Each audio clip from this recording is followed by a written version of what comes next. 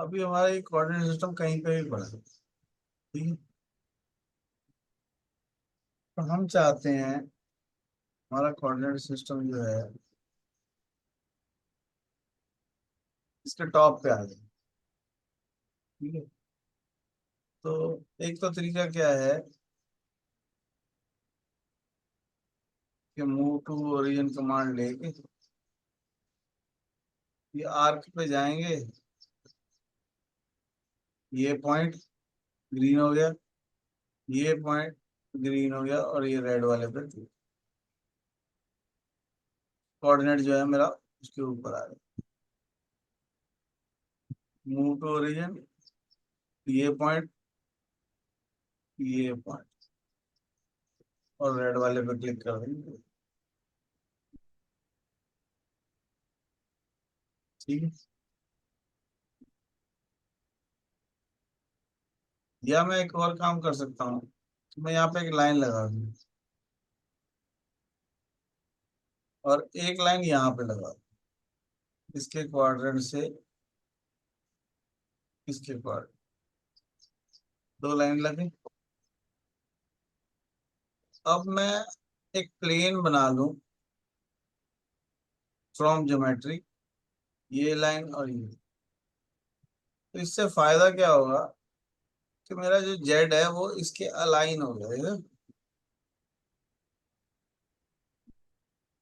ठीक है। अभी तो हमारा होल जो है वो सीधा था,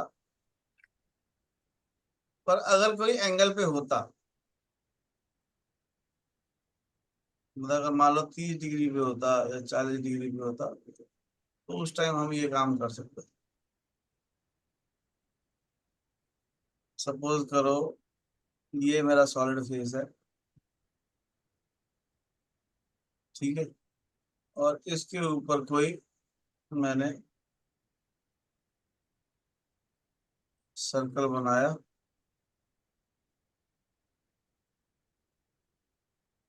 ठीक है। और इसको एक्सट्रूड कर दिया,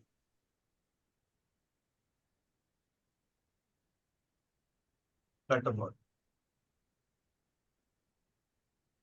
थ्रू वॉल। थ्रू वॉल किया तो ये देखो टेढ़ा सा बोला, है ना। अब मान लो ये ऐसे है, सीधा वाला तो उस साइड है, हमें यहाँ पे प्लेन रखेंगे। यहाँ पे मॉडल प्रैप में जाएंगे, यहाँ पे ऑप्शन होती है होल एक्सिस। होल को सिलेक्ट करूंगा तो होल एक्सिस आ जाएगा। सर्कल भी आ गया, एक्सिस भी आ गया। एक्सिस लाइन चाहिए, पॉइंट चाहिए, सर्कल चाहिए, टॉप पे चाहिए। ओके। तो फायदा क्या हुआ, अब मैं प्लेन जब लूंगा और मैं ये सर्कल सेलेक्ट कर लूं तो उस जेड की डायरेक्शन में मैं कोऑर्डिनेट ले सकता। समझ रहे बात। तो अब ये जो वर्क प्लेन है उस होल के हिसाब से, देख रहे हो? ठीक है। उस साइड से लेना तो बड़ा आसान था ही ना, क्योंकि वहां पे तो सरफेस भी थी, सर्कल भी था, तो वहां तो लिया ही जाता। पंगा इस साइड का था कि अगर इधर से लेना है तो क्या करें। ठीक है। अब जैसे ये फेस टेप पर है, तो इस पे तो आना आसान है, from solid phase low, face select करो तो कोऑर्डिनेट उसके हिसाब से आ जाए। आ रहा है, एक्स वाई जेड आ गया।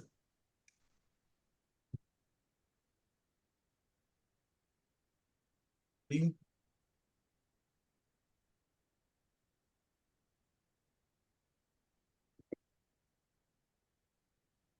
इसके मिड पॉइंट को इसके मिड पॉइंट को मिला लो, इसके मिड पॉइंट को ऐसे लो।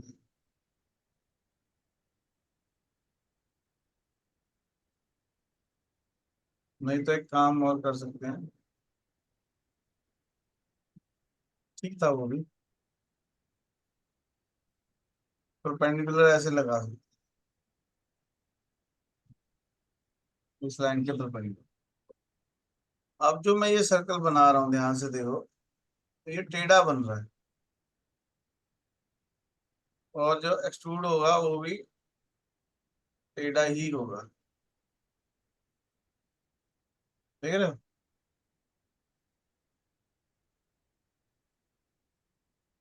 जो एक्सट्रूड हो रहा है वो भी टेढ़ा ही आ रहा है।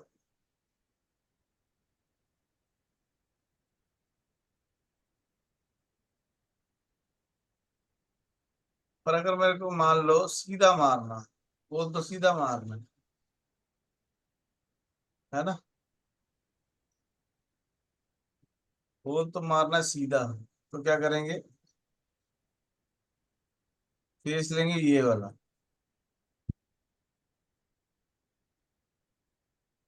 ठीक है,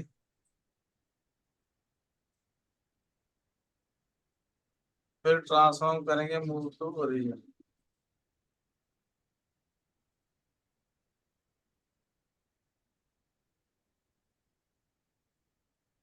एसोसिएटिव बंद करके ट्रांसफॉर्म मूव टू ओरिजिन।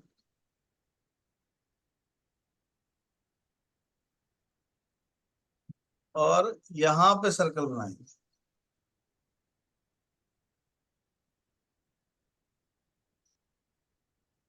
तो वो जो सर्कल बनेगा,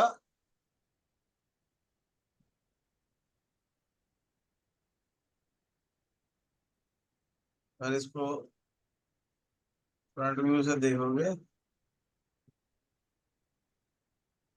तो वो सर्कल देखो उसके अंदर घुसा हुआ है।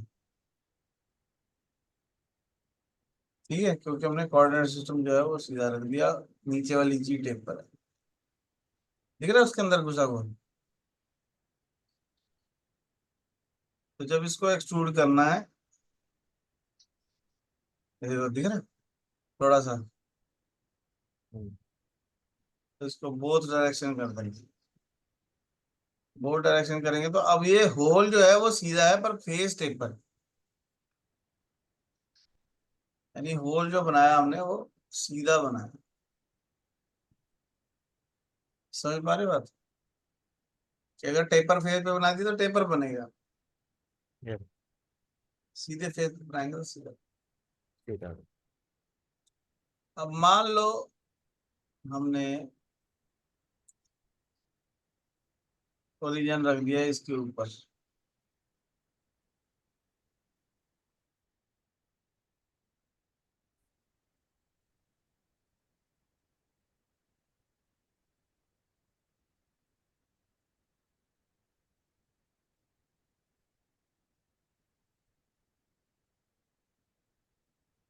कहाँ है?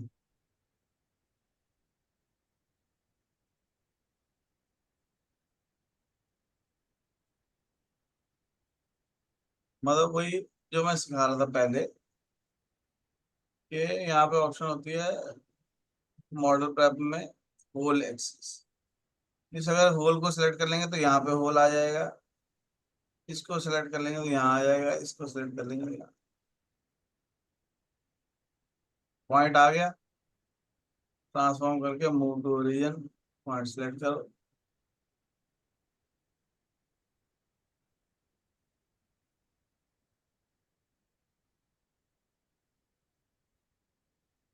कुछ जगह तो चेंज हो गई, कुछ और गड़बड़ हो गई, हमने बहुत सारा कुछ उसके साथ पकड़ ले लिए ना, इसलिए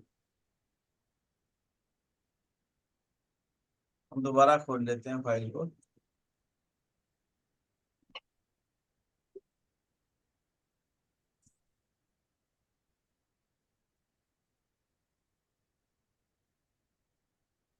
मैं इसको दोबारा ओपन कर,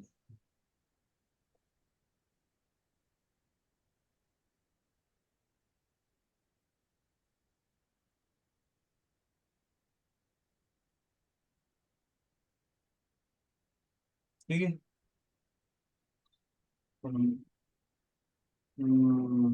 मॉडल पर होल एक्सिस सेलेक्ट करो, ओके करो, और ट्रांसफॉर्म करके मूव टू ओरिजिन, ये पास वो आ गया।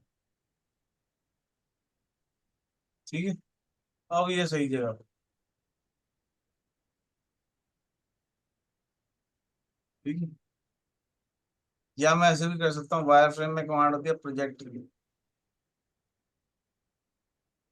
सर्कल को सिलेक्ट किया एंड सिलेक्शन, तो वो प्रोजेक्ट होके उसके ऊपर आ गया।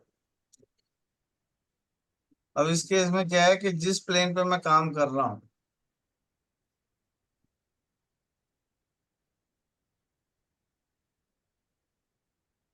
जिस प्लेन पे मैं काम कर रहा हूँ, प्रोजेक्ट होके वो उस प्लेन पे आ जाएगा।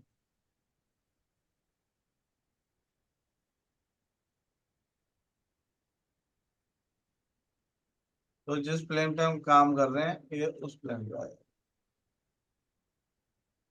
तो मूव टू रीजन करके पहले ट्रांसफॉर्म प्रोजेक्ट कर लो।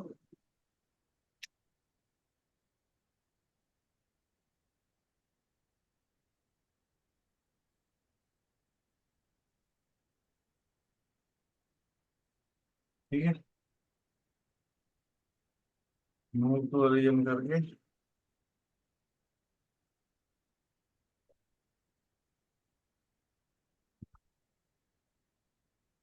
ठीक है, इसके ऊपर।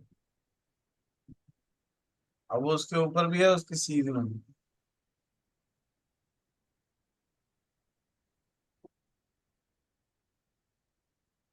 ठीक है, समझ आ गया। ओरिजिन को किसी एंगल पे कैसे सेट कर सकते हैं, किसी प्लेन पे कैसे।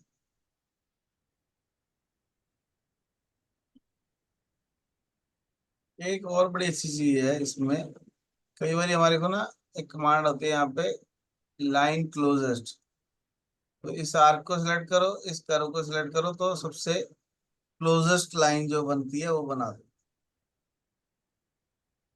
Arc select, curve select, closest जगह जो है वो। तो ड्राफ्टिंग में जाके मैं चेक भी कर सकता हूँ कि इन दोनों के बीच में डिस्टेंस कितना है।